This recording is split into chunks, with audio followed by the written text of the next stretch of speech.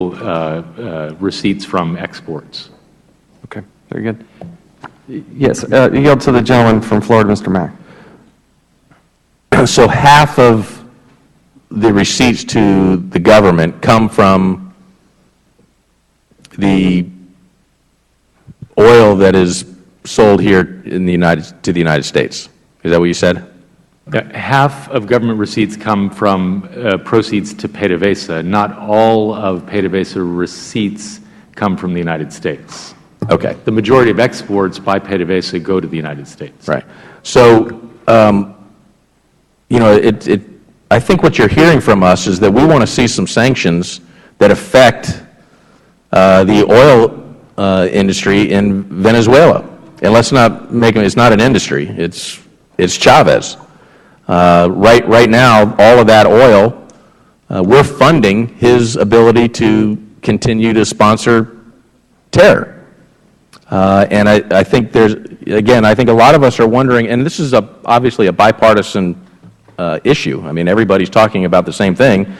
We want to, why aren't we putting these sanctions on PDVSA, especially when the State Department, the Secretary with the signature of her pen can allow the Keystone XL pipeline to move forward, which then we wouldn't need to buy the oil from Venezuela. And if we don't buy the oil from Venezuela, he cannot continue to sponsor terror.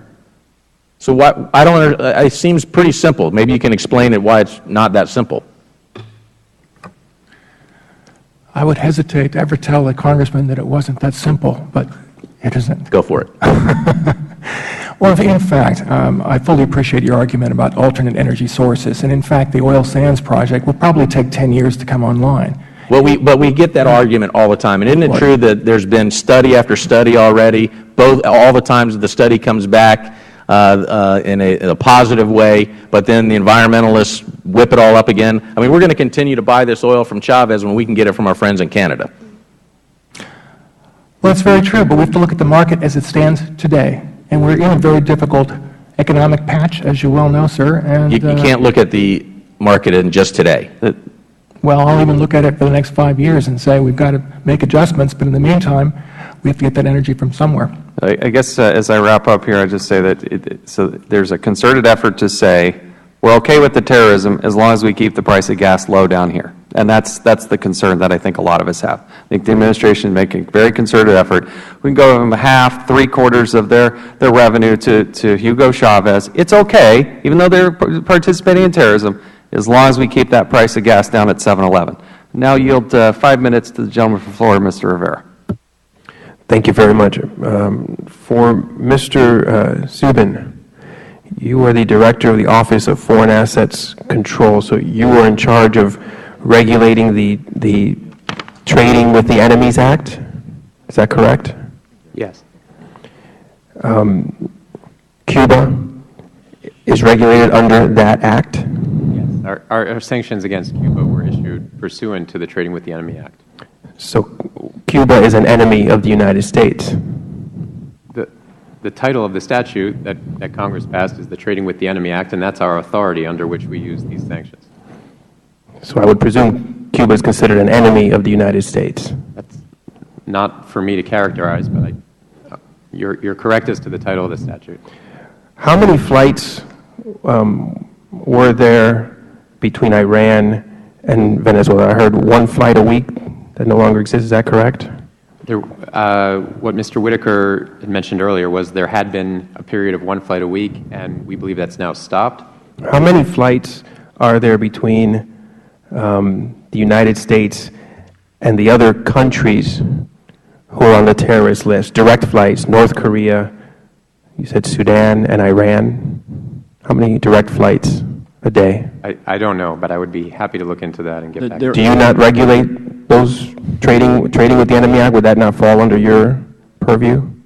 Sir, I can answer. Yes. There are none. There are none. How many flights are there between the United States and our enemy, Cuba, a day? If you're talking about direct flights. Private charter flights? Are you talking airplanes that fly between the United States and Cuba daily? I don't know the answer to that.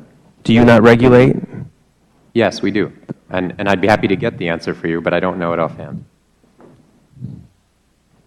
You're the director of OFAC. Correct. You regulate the Trading with the Enemies Act. Flights between the United States and Cuba, an enemy, are regulated by you. Yes. The only flights that exist, according to the enemies list, North Korea, Sudan, and Iran, is 0. Cuba is the only. You don't know how many flights?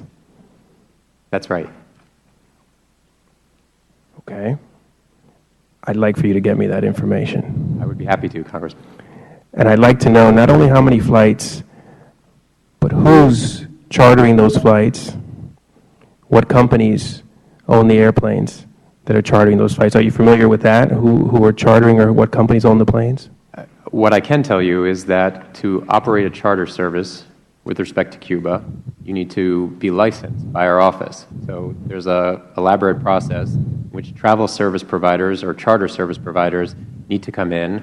They need to make all sorts of showings as to exactly the questions you're talking about, their ownership, and So you should be intimately familiar with these flights. if I had a better memory, I could recite the names of all these charter companies for you offhand, but that's not something I Would you say the number is more than 10, less than 100, more than 1,000? As I said, Congressman, I don't know the number of flights a day going to Cuba. Mr. Whitaker, recently I understand that there was a summary that was produced of a phone conversation you had with the Charge d'Affaires of Venezuela, Angelo Rivero Santos. Are you familiar with this? Did you recently have a phone conversation? I have spoken to him on the phone. I'm not aware of any transcript being published. Well, I received information of it being published where you did a few things. You congratulated him on the excellent diplomatic work done on the Honduran crisis. You invited him to meet with Secretary of State Valenzuela, reassured him that Venezuela was well represented in the State Department and a desire to work together to improve relations. Does any of this sound familiar? It does not.